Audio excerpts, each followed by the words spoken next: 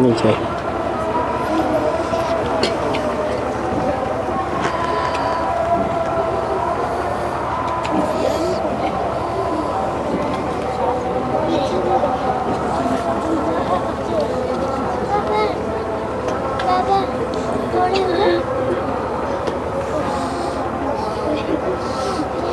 बस हो गया।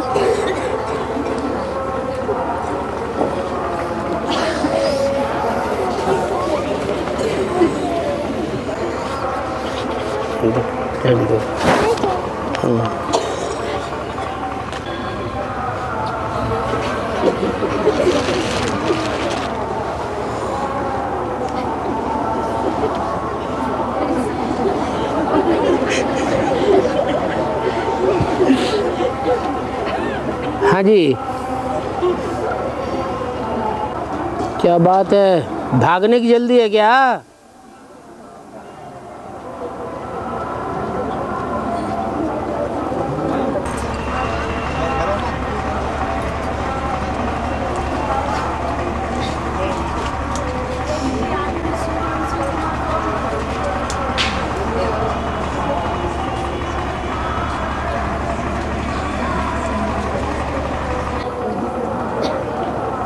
कोई प्रश्न कर रहा है,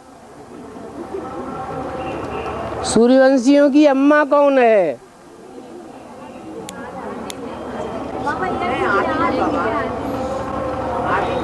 अच्छा, आदि में कोई दूसरी होती है, अंत में कोई दूसरी आत्मा होती है, ऐसे भी होता है?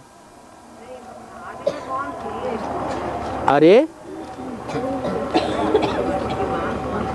3 देवताएं हैं,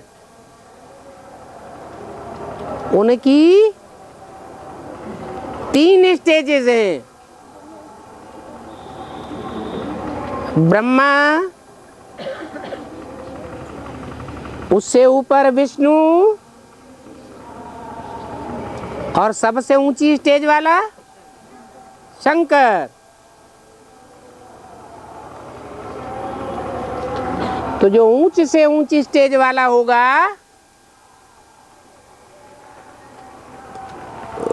वो ग्रुप पहले निकलेगा,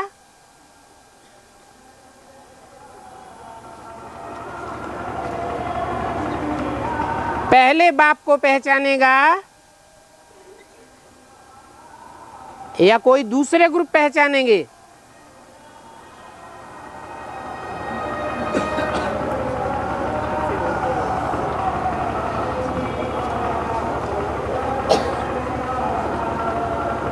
कहा ही जाता है देव देव महादेव।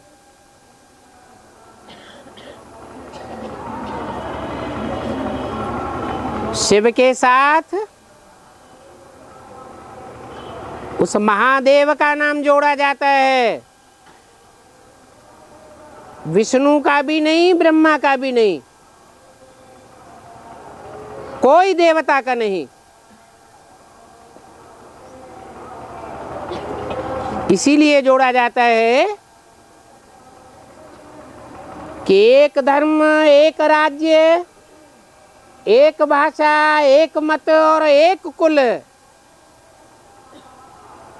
का फाउंडेशन डालने के लिए निमित्त एक बनता है।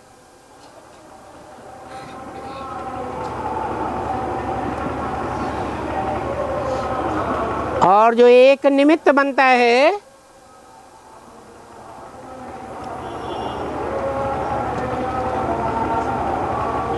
उस एक की प्योरिटी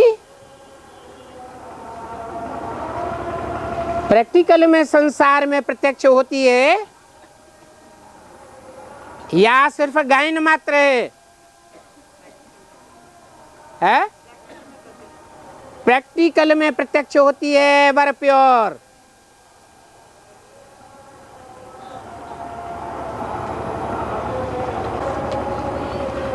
तो जो एवर प्योर है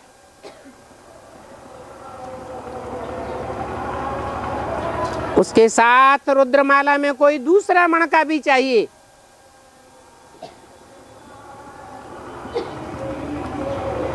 जो प्योरिटी का पार्ट बजाने वाला हो।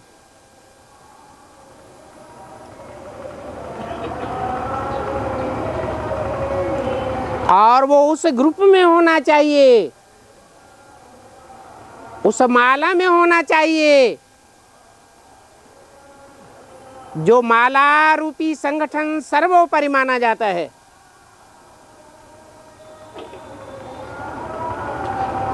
इसलिए शंकर के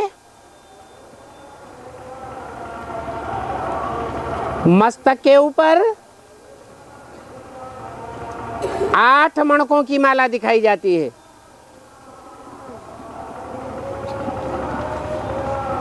वो 8 ही नंबरवार होते हुए भी, क्योंकि अलग अलग धर्मों के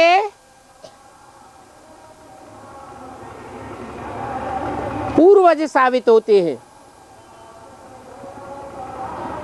अपने अपने आखिरी जीवन में, आखिरी जन्म में।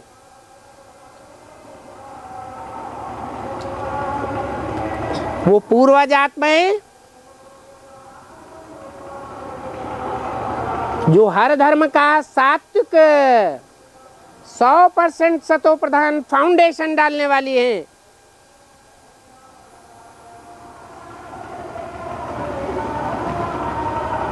वो सूर्यवंश से निकलती है। तो जरूर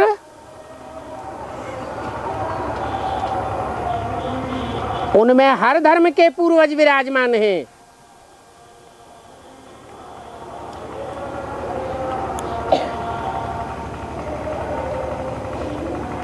और वो सूर्यवंश से ही हो सकते हैं।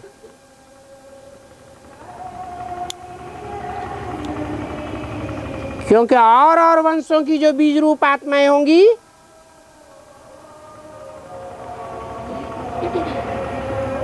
उनमें तो सूर्य के समान कचड़े को जलाने की ताकत ही नहीं है।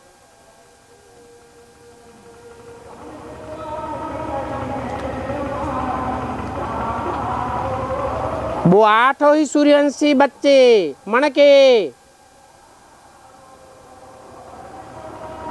आदि से अंत तक बाप के सहयोगी बनकर रहते हैं। ये उनकी प्योरिटी की पावर है।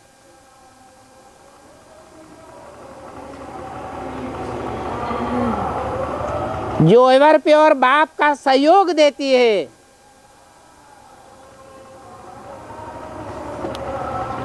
सहयोग से यूनिटी बनती है, यूनिटी से प्योरिटी आती है।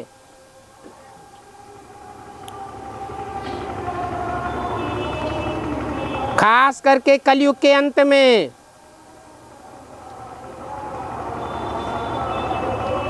संघौ शक्ति ही कलौ युगे गाई जाती है।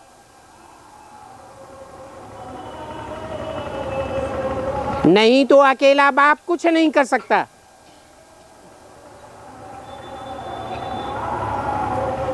उन 8 ही मणकों में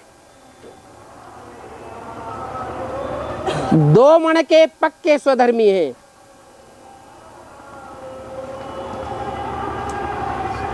जो प्रवृत्ति मार्ग के धर्म का फाउंडेशन डालने वाले हैं।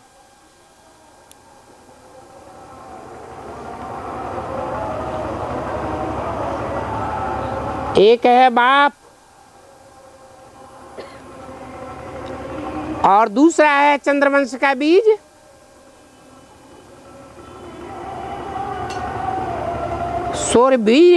सूर्यवंशी धर्म का सहयोगी बीज।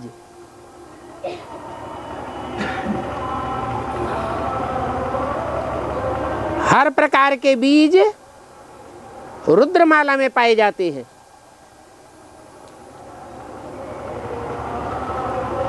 प्योर सूर्यवंश का बीज भी है।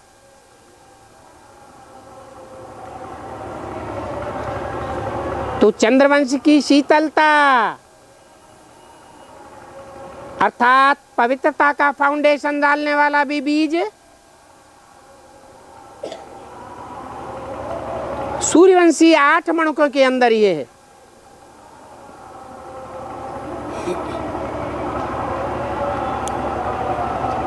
जैसे बाप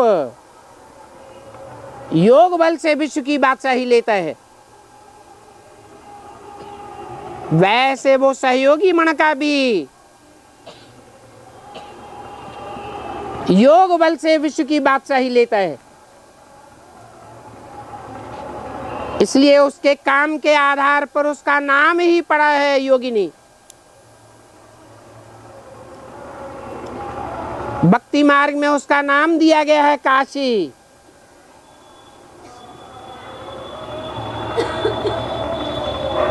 काश्य से बना है काशी।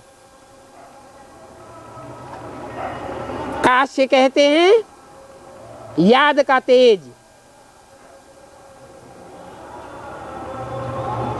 और याद का तेज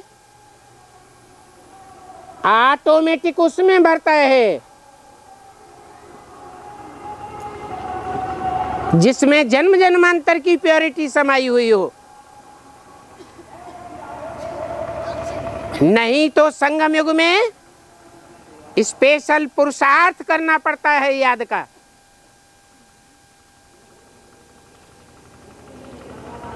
और वो स्पेशल पुरुषार्थ मूर्ति के रूप में शंकर के चित्र में दिखाया गया है।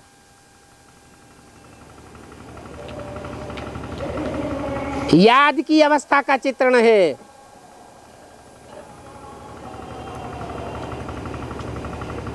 उनकी प्यारी नगरी है काशी नगरी। जो जैसे संस्कारों वाला होता है उसको वैसे ही संस्कार वाला प्रिय होता है, प्यारा लगता है। इसलिए शंकर का खास गायन है।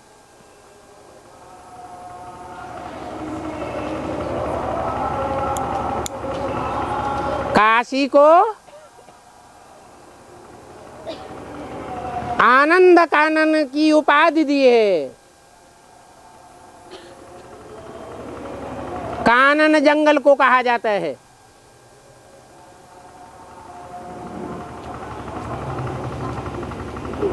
ये सारी दुनिया कांटों का जंगल है। कांटों के जंगल में आनंद कहां से आया?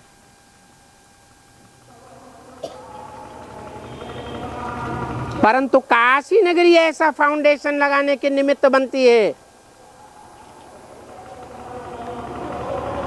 जहां कांटों के जंगल में भी आनंद बिखेर देती है। ये प्योरिटी के आधार पर योग का प्रभाव दिखाई देता है।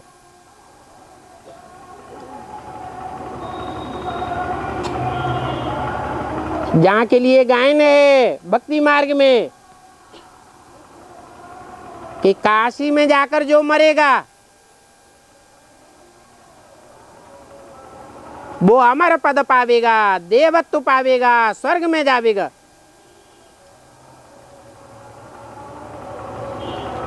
अर्थात स्वस्थिति को प्राप्त करेगा। इसलिए भक्ति मार्ग में काशी में जाकर कुएं में कूदते हैं।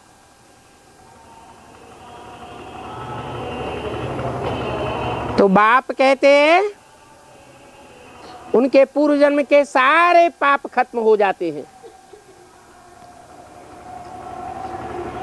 परंतु वहां तो भक्ति मार्ग है, नए सिरे से फिर पाप करना शुरू कर देते हैं तेजी से।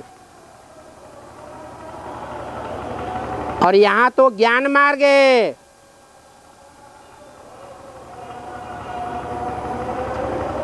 ज्ञान मार्ग में नई दुनिया का फाउंडेशन लगाने के निमित्त दिल्ली नगरी नहीं बनती है,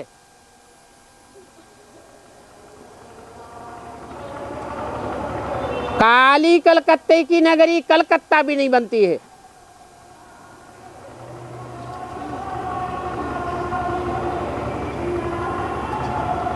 मुंबा देवी की यादगार बंबई नगरी भी नहीं बनती है।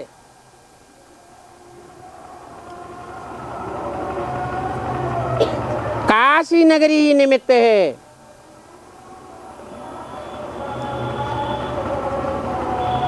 जो नई दुनिया का फाउंडेशन लगाने के निमित्त बनती है।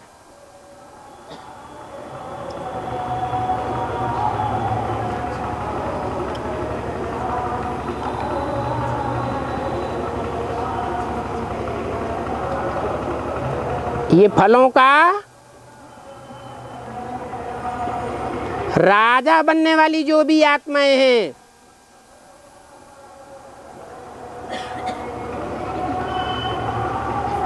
उनका पहला पहला फूल है।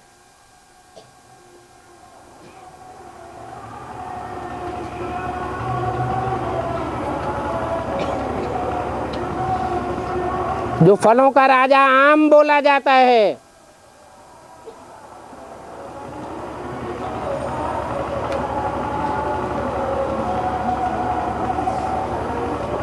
केला फलों की रानी कही गई है।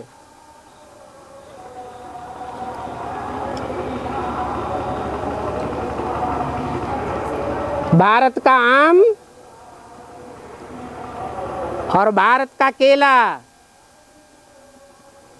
ये दोनों ही प्रसिद्ध हैं।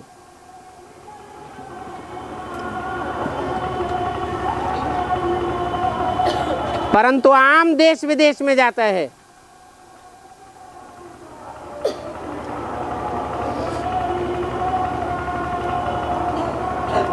ये चैतन्य फलों की बात है।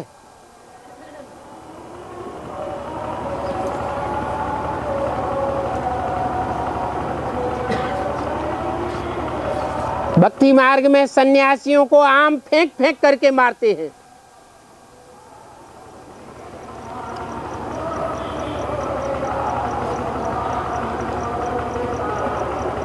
भक्ति मार्ग में वो पवित्रता का विशेष पुरुषार्थ करते हैं।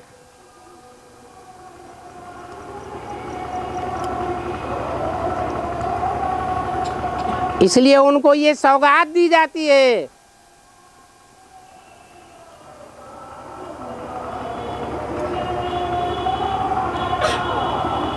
जो वैष्णवी का पार्ट बजाने वाली है,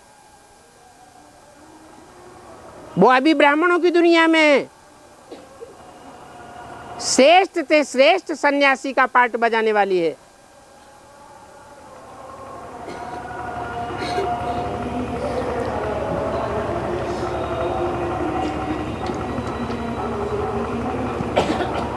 बाप दादा ने तो आवाहन करने के लिए बोल दिया।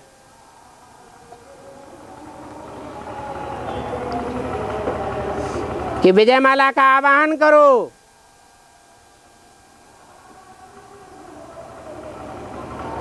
दूसरी तरफ मुरली में ये भी इशारा दे दिया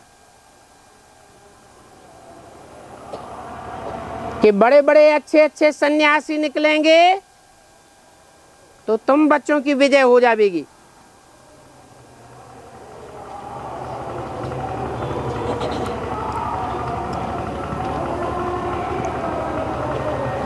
भक्ति मार्ग में तो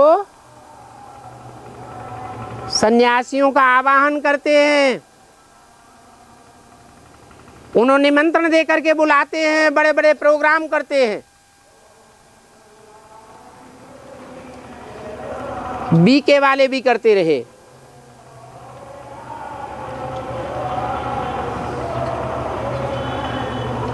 असली बात ज्ञान मार्ग की है।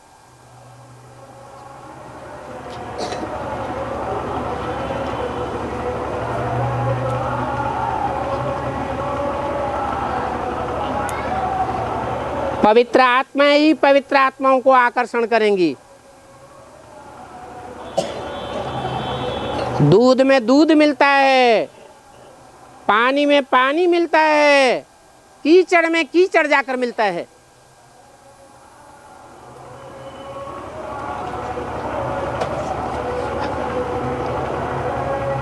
रुद्रमाला के जो दूसरे दूसरे धर्म के मणके हैं,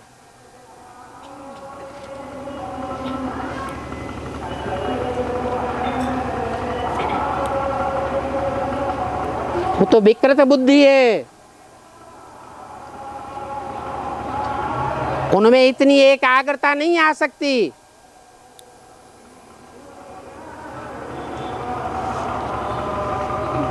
जो श्रेष्ठ आत्मा का आवाहन कर सके प्रैक्टिकल जीवन में।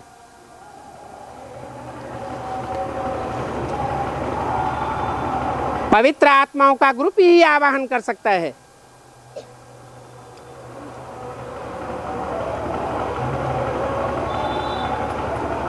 भक्ति मार्ग में जितने विद्वान पंडित आचार्य हुए भारतवर्ष के, उन सब ने वाराणसी नगरी को वरीयता दी। आज भी श्रेष्ठ नजर से देखते हैं। ये फाउंडेशन ब्राह्मणों की दुनिया में पड़ता है।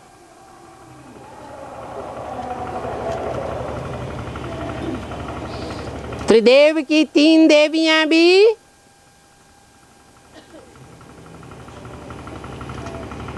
आखिरी संघर्ष करके मनसा में टेंशन लेने के बाद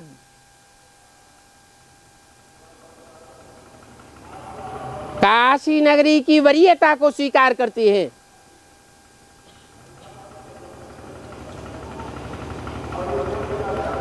और त्रिदेव तो पहले से ही मानते हैं।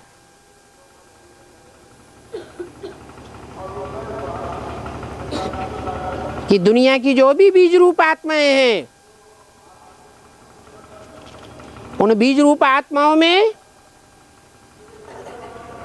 प्योरिटी का फाउंडेशन डालने वाली नगरी काशी नगरी है।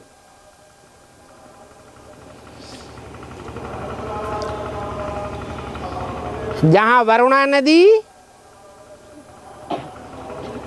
गंगा से जाकर मिलती है, और उसी समय गंगा भी तलवार का रूप धारण कर लेती है।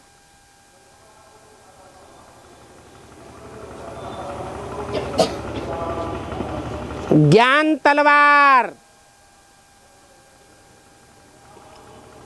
बड़ी प्रसिद्ध है।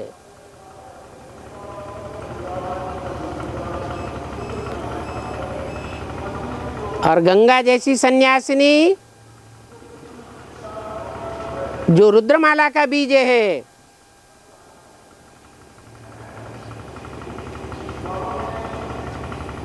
वो काशी नगरी में जाकर वरुणा नदी से मिलकर रुद्रमाला में सहयोगी बन जाती है।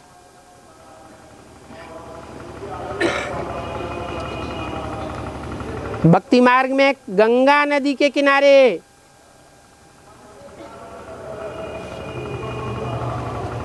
पवित्र रहने वाले सन्यासी चौकड़ी मार करके बैठते रहे।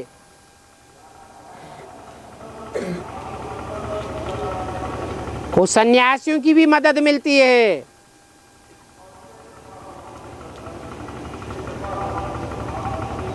वरुणा नदी स्वयं भी सब नदियों में सबसे ज्यादा गहरी है।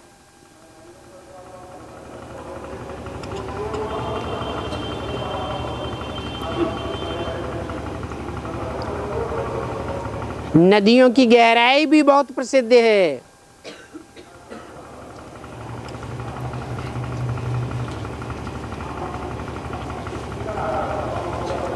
सागर की चौड़ाई बड़ी प्रसिद्ध है। गहरापन तो है ही,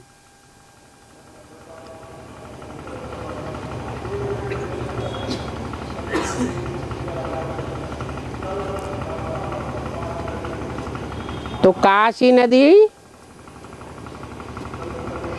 विद्वान पंडित आचार्यों और सन्यासियों की वरीयता प्रदान करने वाली नगरी है।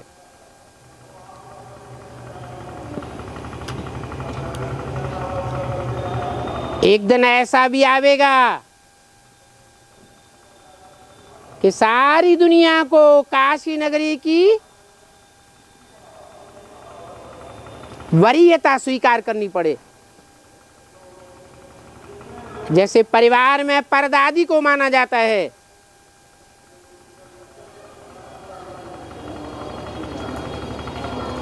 राज परिवार में बड़ी माँ की ऊंची गद्दी होती है, उसे दादी माँ कहा जाता है। परंतु दादी की भी कोई परदादी है,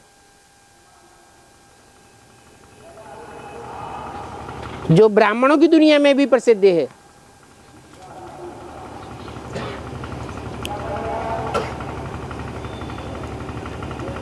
बेसिक में भी स्वभाव से निर्मल और शांत चित्त रहने वाली,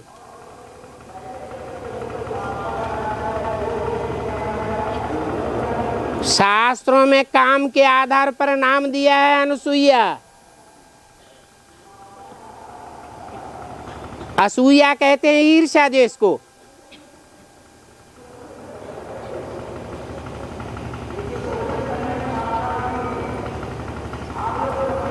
जैसे बाप का कोई भी बच्चों में ईर्ष्या देश नहीं होता, वो बेहद का बाप है, विश्व पिता।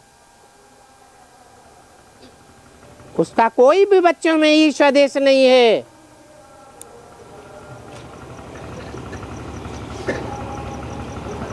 आसुरी बच्चों को भी आगे बढ़ाने वाला है। आसुरी बच्चों के लिए भी सद्भावना रखने वाला है।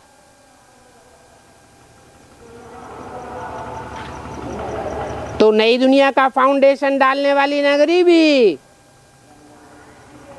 कोई भी आत्मा के साथ ईर्ष्या देश रखने वाली नहीं है,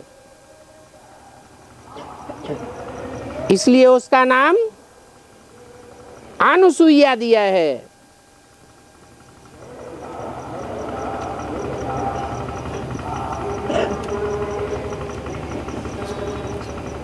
वो अपना पति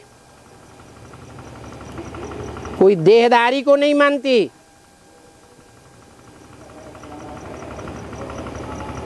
वो देहधारी की पत्नी नहीं है। पति का नाम है अत्रि। त्रि माने तीन देव,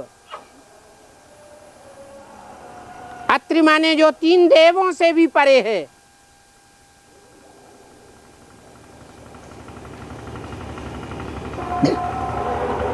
उसका नाम है शिव।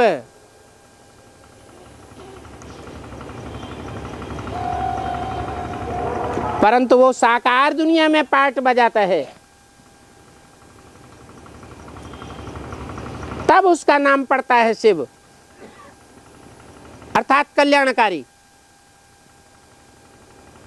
परम धाम में रह करके कोई कल्याण नहीं करता, इस साकार सृष्टि में आकर के कल्याण करता है।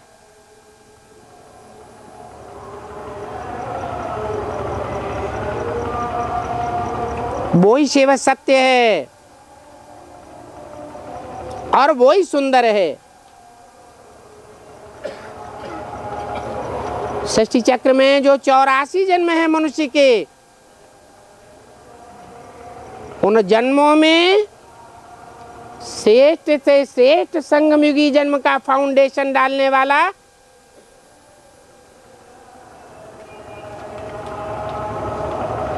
अत्रि गाया हुआ है।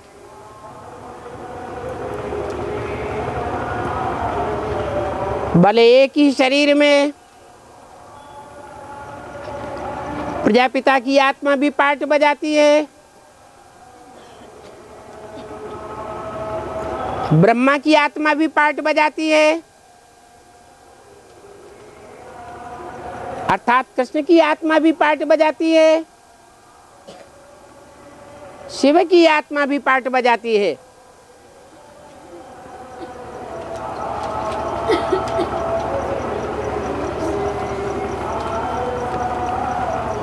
और संपन्न बनने पर वो शरीरधारी स्वयं भी विष्णु बन जाता है।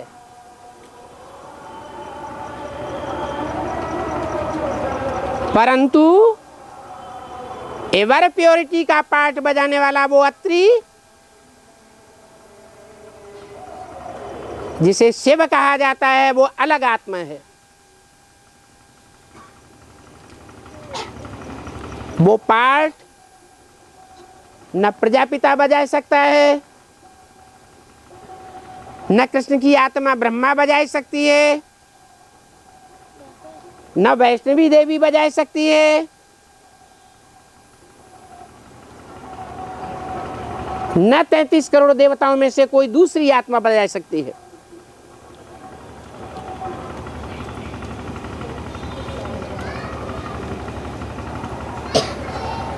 वैष्णवी में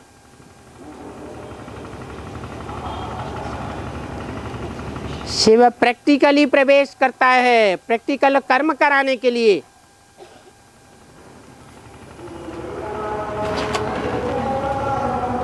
वाचा की शक्ति या दृष्टि की पावर देने के लिए प्रवेश नहीं करता।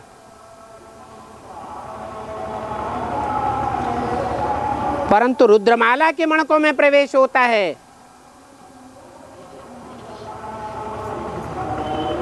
इसलिए रुद्रमाला के रुद्राक्ष मणके कोई एक मुख वाले हैं।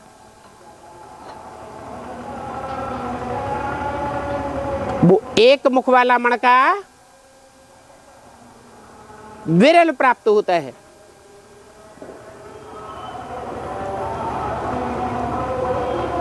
और 2 मुख वाला भी है।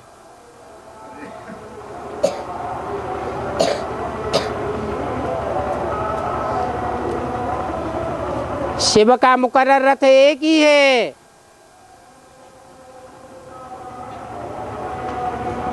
वो रथधारी आत्मा जब संपन्न बनती है तो उसका नाम शिव के साथ जोड़ दिया जाता है।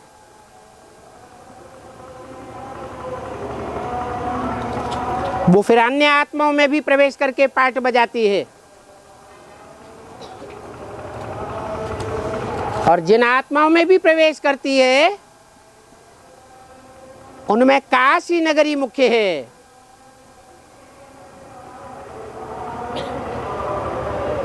काशी शंकर की प्यारी ते प्यारी नगरी है। इसलिए उसको उपाधि दी हुई है आनंद कानन। नहीं तो स्वर्ग में फूलों का बगीचा होता है जहां सुख मिलता है, आनंद मिलता है। कांटों के जंगल में इस दुनिया में कोई को आनंद नहीं मिलता।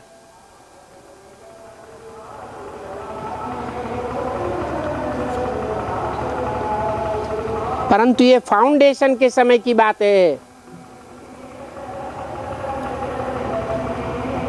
दुनिया में प्रत्यक्ष देखने में नहीं आता है।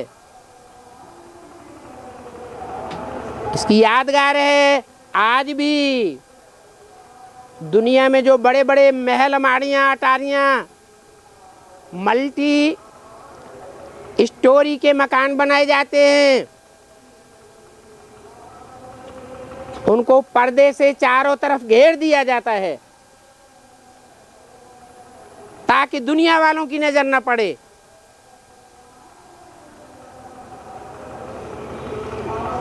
सिर्फ बनाने वाले जाने,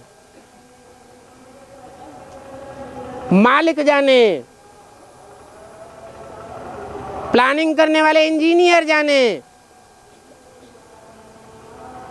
प्रैक्टिकल मकान खड़ा करने वाले मजदूर और मिस्त्री जाने। दूसरा कोई भी नहीं जान सकता।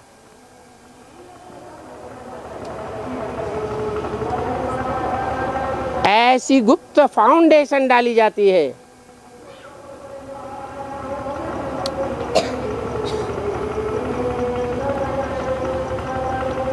उस नगरी का नाम ही दिया गया काशी नगरी।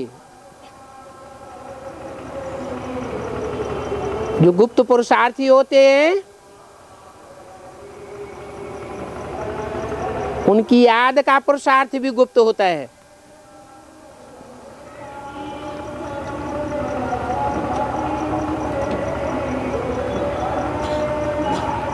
सेवा वाचा से की जाती है, दृष्टि वृत्ति से की जाती है, कर्मेंद्रियों से की जाती है वो सेवा प्रत्यक्ष हो जाती है, धन से की जाती है वो भी प्रत्यक्ष हो जाती है।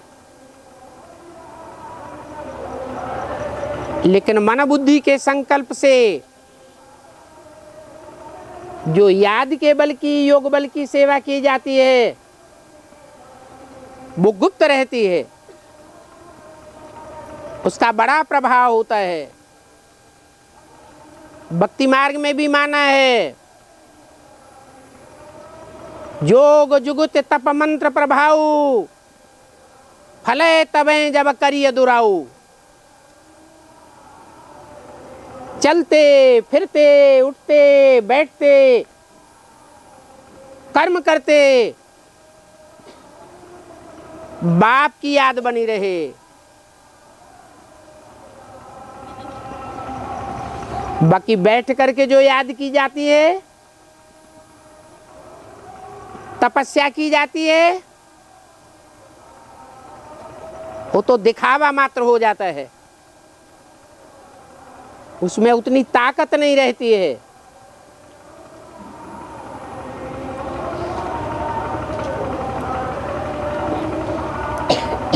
नष्टो मोहा का ढोंग देखने में आता है।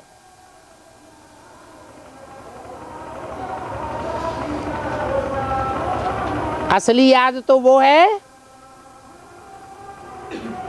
जो चलते फिरते कर्म करते उठते बैठते खाते पीते हर समय अंदर में लगन लगी रहे।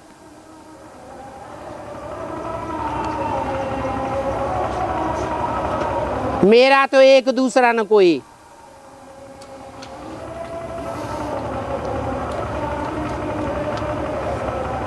ऐसी आत्मा अपने ब्राह्मण जीवन में, पुरुषार्थी जीवन में एक बार बाप की बनने के बाद माया कभी भी विलग नहीं कर सकती। प्रैक्टिकल जीवन में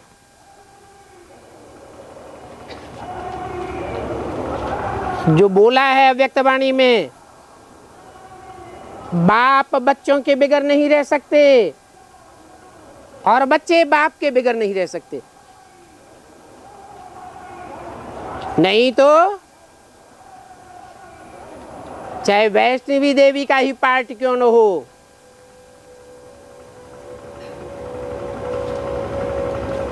कनेक्शन कट हो जाता है। सर के ऊपर चढ़ी बैठी गंगा का ही पार्ट क्यों न हो, कनेक्शन कट हो जाता है। सूर्य पुत्री यमुना का ही पार्ट क्यों न हो, जो ब्राह्मणों की दुनिया में पहली योगिनी शक्ति के रूप में देखने में आती है, उसका पार्ट भी ऐसा चलता है जो प्रैक्टिकल जीवन में लंबे समय की कटिंग दिखाता है।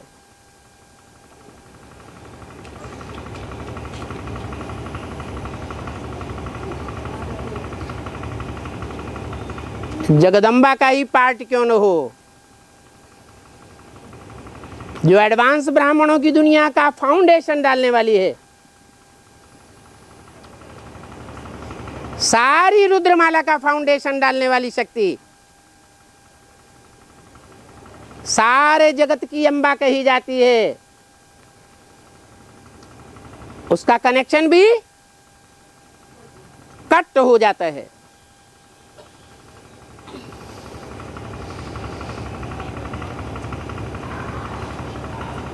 तो बाप कैसे पवित्र प्रवृत्ति मार्ग की स्थापना करने आए हैं?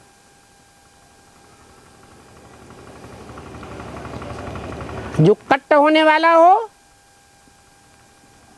या आदि से अंत तक चलने वाला हो,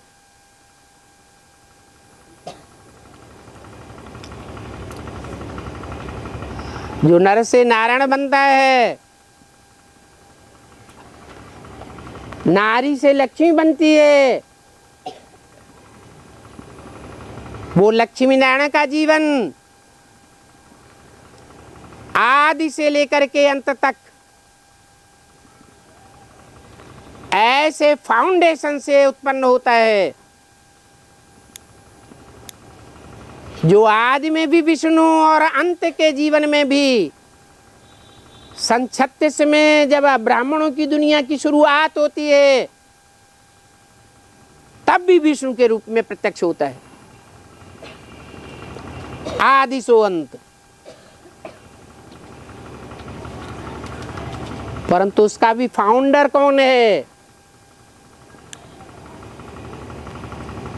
कहेंगे काशी नगरी। और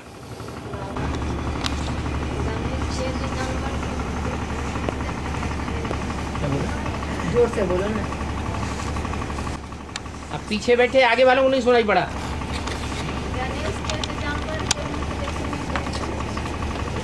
गणेश का जानवर का मुंह दिखा रहा है। गणेश का जानवर का मुंह दिखाएगा। देह अभिमान का पार्ट बजाएगा तो सीरत और सूरत जानवर की बनेगी या देवता की बनेगी?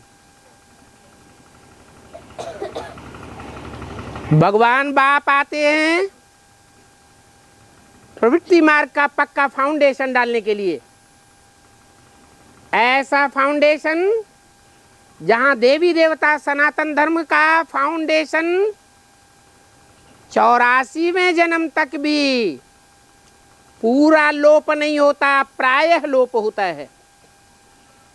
आज भी भारत देश में ऐसे ऐसे परिवार हैं 60-60, 70-70 लोग एक परिवार में रहते हैं, एक चूल्हे का खाना खाते हैं, एक के अंडर में चलते हैं।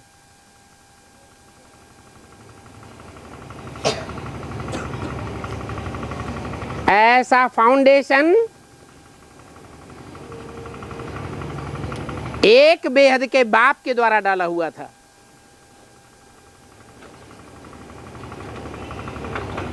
गणेश जी अपनी शादी करके अलग अपनी झोप ढपली क्यों बजाते हैं? ये विदेशीयता नहीं है तो क्या स्वदेशी भारतीय प्रवृत्ति है?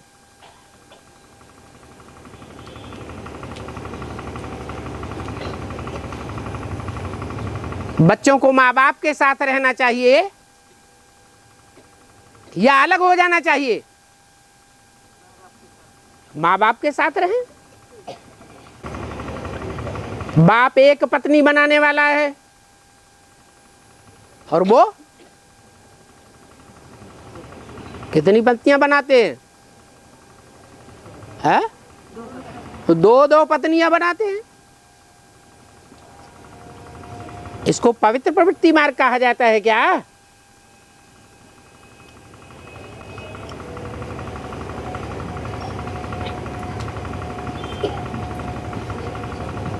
और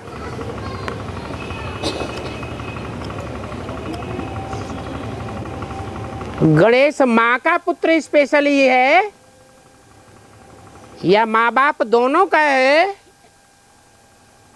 या बाप का बेटा है?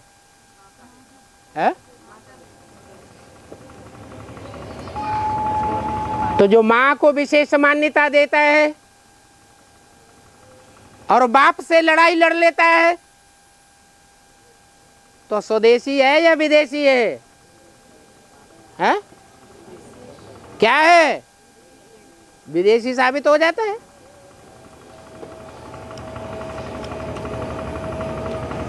बाबा ने भी मुरली में बोला है,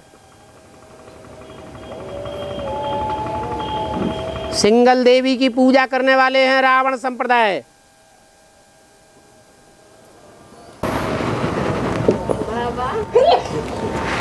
हाँ जी। माता से कन्या कैसे बनाते है? कैसे बनाते? धीरज धर मनुआ धीरज धर, तेरे सुख के दिन आवेंगे। कन्याओं में प्योरिटी होती है और माताओं में उतनी प्योरिटी नहीं होती है। उनको कहा जाता है अधर कुमारी और कन्याओं को कहा जाता है कुंवारी कन्या का गायन है। लेकिन बाप आकर के दोनों को समान दृष्टि से देखते हैं। कहते हैं माताओं के द्वारा स्वर्ग के गेट खुलवाता हूं। तो स्वर्ग के गेट दुनियावी माताओं से खुलवाता हूं या जो प्रैक्टिकल में शिव शक्तियां बनती हैं उनके द्वारा खुलवाता हूं? शिव शक्तियों के द्वारा खुलवाता हूं। और जो शिव शक्तियां हैं वो तो कन्याएं हैं, माताएं तो नहीं है। स्वर्ग के गेट किसके द्वारा खुलवाता हूं? माताओं के द्वारा। इसलिए बोला कन्याओं को माता बना देता हूं और माताओं को इंफीरियरिटी कॉम्प्लेक्स आता है कि मैं आखिरी जीवन में संगम युग में जन्म लेकर के कन्या क्यों नहीं बनी, बाप का बनने का मुझे सौभाग्य मिलता।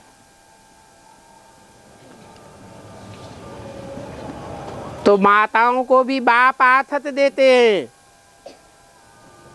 कि माताओं को भी क्या बनाता हूं, है कन्या बनाता हूं। लेकिन सवाल ये है क्या कोई कन्या ऐसी है जो ये कहे छाती ठोक करके कि मैं शिव शक्ति बन चुकी हूं? दुनिया की कोई ताकत, कोई माया रावण मेरे को प्रभावित नहीं कर सकता। मैं सदैव एक की संगिनी हूं। ऐसी कोई बनी है?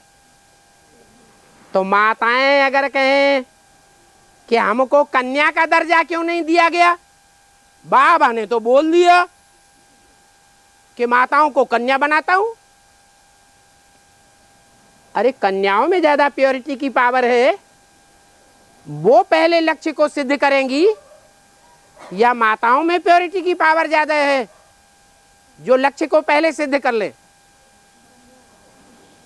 कन्याओं में प्योरिटी की पावर ज्यादा है। चाहे तो पुरुषार्थ करके शिव शक्ति का टाइटल ले सकती है जो कि अभी तक कोई ने लिया नहीं है। ये सिर्फ लक्ष्य है। ऐसे ही माताओं के लिए बताया कि बाप आते हैं तो माताओं को क्या बना देंगे, कन्या बना देंगे। तो वैसा पुरुषार्थ भी तो करना पड़ेगा कि बिना पुरुषार्थ के हो जाएगा? कन्याओं का ही लक्ष्य सिद्ध नहीं हुआ तो माताओं का लक्ष्य पहले पहले कैसे सिद्ध हो जाएगा? दो सैंपल रख दिए, कन्याकुमारी और अधर कुमारी।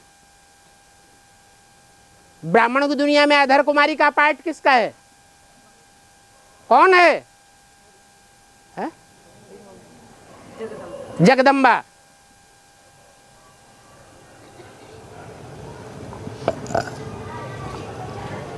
अर्धकुमारी कहा। पहले कन्या थी या माता थी? है कन्या थी। कन्या होते हुए भी,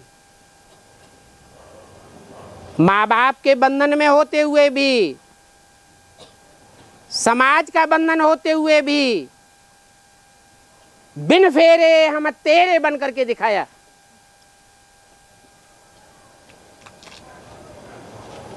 और ब्राह्मणों की एडवांस पार्टी का इतना बड़ा परिवार तैयार हो गया।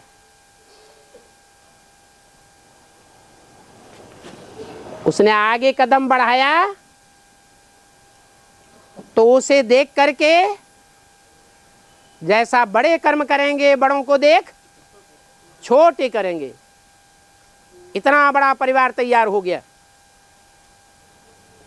तो कन्या को माता बना दिया ना,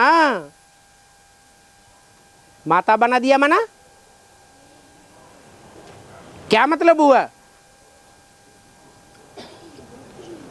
क्या वो माता जो जगदम्बा का टाइटल लेती है वो स्वर्ग का गेट खोलने के निमित्त नहीं बनेगी? बनेगी या नहीं बनेगी? बनेगी। ऐसे ही जो माताएं हैं प्रैक्टिकल जीवन में शिव की संगिनी नहीं है, शिव की शक्तियां नहीं है, लेकिन बाप आदत देते हैं कि अगर बुद्धि से ऐसा पुरुषार्थ करें, तन की कर्मेंद्रियां भले बंधन में हैं तो भी मन से ऐसा पुरुषार्थ कर सकती है, तन को मुर्दा बनाए करके मन को बाप की याद में उड़ा सकती है कि पवित्र जीवन जीने से उनकी आत्मा कन्या का अनुभव करे। लेकिन लड़ाई लड़ने से नहीं होगा। क्या लड़ाई? कि बाबा ने बोला है माताओं को कन्या बनाए देते हैं, लेकिन हमको तो बनाया ही नहीं। हमको तो अभी भी माताओं की तरह गुआ छीछी वाला कर्म करना पड़ता है। कोई मान मर्तबा नहीं। दुनिया में माताओं का मान मर्तबा है क्या? है। बाबा आकर के मान मर्तबा बढ़ाता है। तो धीरज धर मनुआ, धीरज धर। और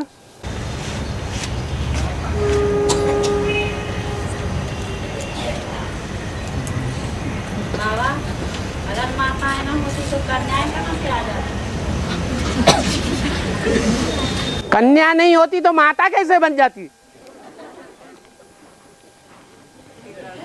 तो वो ही बात हो गई, मुर्गी पहले कि अंडा पहले?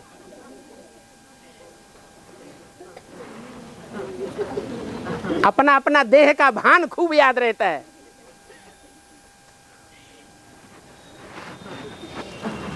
ये देह का भान है। क्या मैं क्या हूं? मैं माता हूं, मैं कन्या हूं। ये देह का भान नहीं है या नहीं है? कोई ने प्रश्न दिया है कि बाबा ने मुरली में बोला है 108 डिग्री 106 डिग्री बुखार हो तो भी क्लास करना है। बाबा का क्लास मिस नहीं करना है। ये क्यों नहीं कहा कि 106 डिग्री बुखार हो तो भी सेवा करनी है? 106 डिग्री बुखार हो तो क्लास करना सहज है, या सफाई करना, बर्तन साफ करना, खाना बनाना, भाषण देना, या भाग दौड़ करना, ये सेवा सहज है? हैं? क्लास करना तो सहज है। बाप टीचर बन करके क्लास कराता है। सुनने वालों को तो सिर्फ सुनना है और आंखों से देखना है। नहीं क्लास करेंगे तो भी कोई की बातें सुनेंगे और कुछ न कुछ आंखों से देखेंगे। इसलिए ये नहीं कहा कि 106 डिग्री बुखार हो तो सेवा करनी है। नहीं, क्या करना है? क्लास करना है। और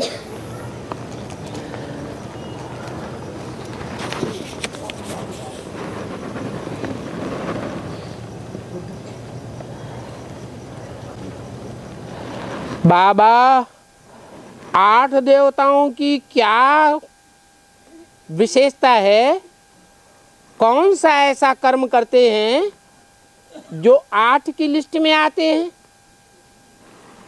उनकी खास विशेषता कौन सी है?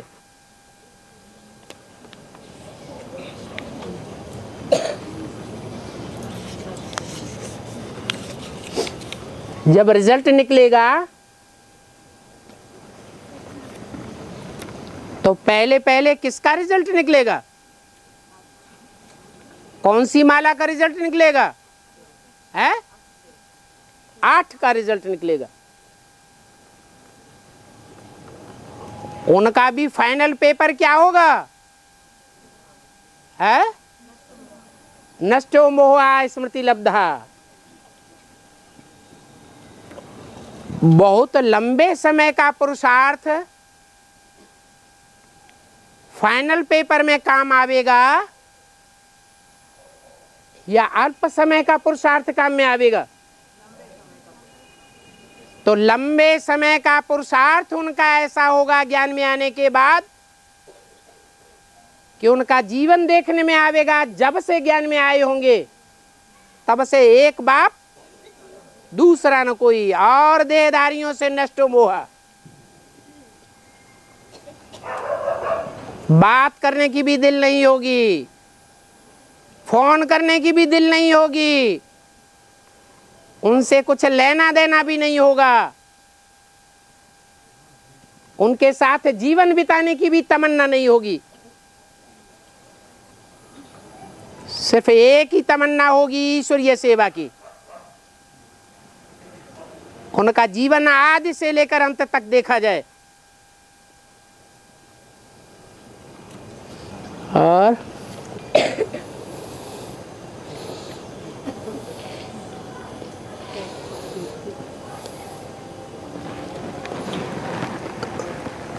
मुरली में बोला है कि मैं 60 साल की वानप्रस्थ अवस्था में ही प्रवेश करता हूं।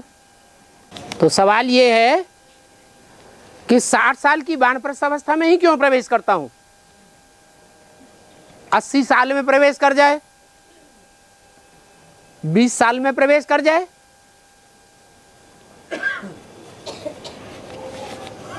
कम ज्यादा उम्र में क्यों नहीं प्रवेश करता है?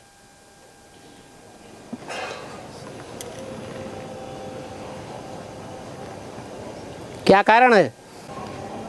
कोई जवाब नहीं है।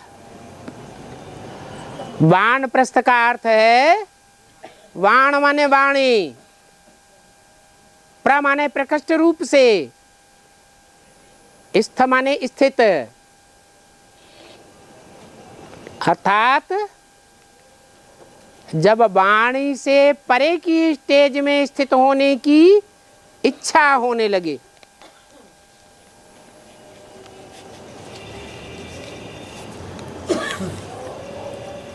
बुढ़ापा कौन सी उम्र से शुरू होता है?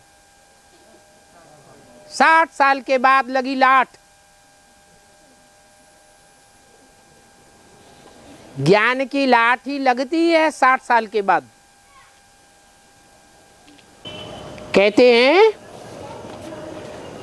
कि जब तक दुनिया से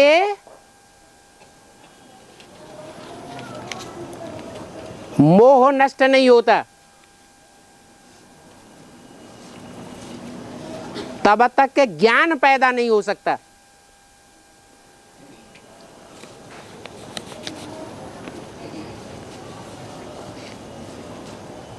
ज्ञान का असली बीज पड़ता ही तब है जब दुनिया से वैराग आवे। भक्ति मार्ग में भी ये बात बोली गई है, बिनु वैराग विवेक न होई। क्या? बिना दुनिया से वैराग आए सच्चा ज्ञान पैदा नहीं हो सकता।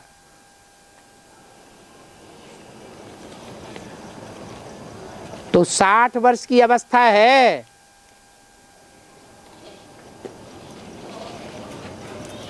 जब इंद्रियां शिथिल होने लगती हैं,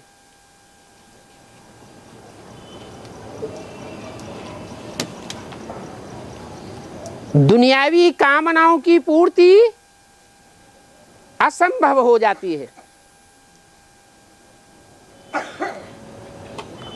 तो दुनिया से मोह नष्ट होने लगता है, वैराग आने लगता है मोस्टली। इसलिए बोला कि मैं 60 साल के अनुभवी तन में प्रवेश करता हूं।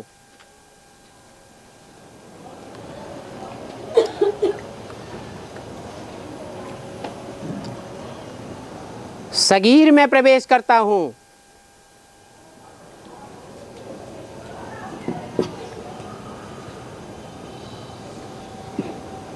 ब्रह्मा जैसी नाबालिग बुद्धि में प्रवेश करे तो भी सफलता नहीं मिलती। हर प्रकार से अनुभवी चाहिए।